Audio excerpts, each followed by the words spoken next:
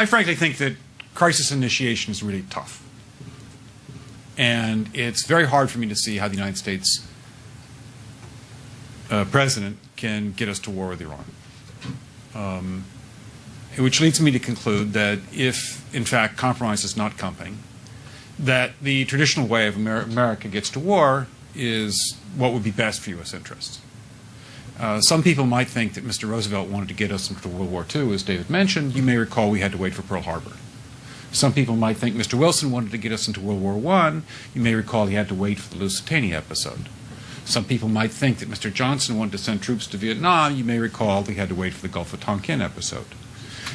We didn't go to war with Spain until the until the Maine exploded.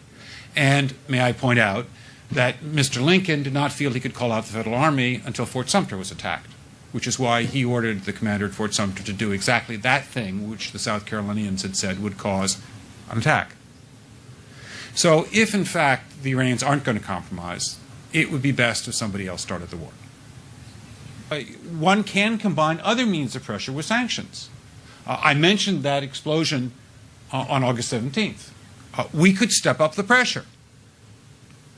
I mean, look, people, Iranian submarines periodically go down. Someday one of them might not come up. Who would know why? We can do a variety of things if we wish to increase the pressure. I'm not advocating that, but I'm just suggesting that this is not a either-or proposition. Of, it's just sanctions has to succeed or other things. We are in the game of using covert means against the Iranians. We could get nastier at that.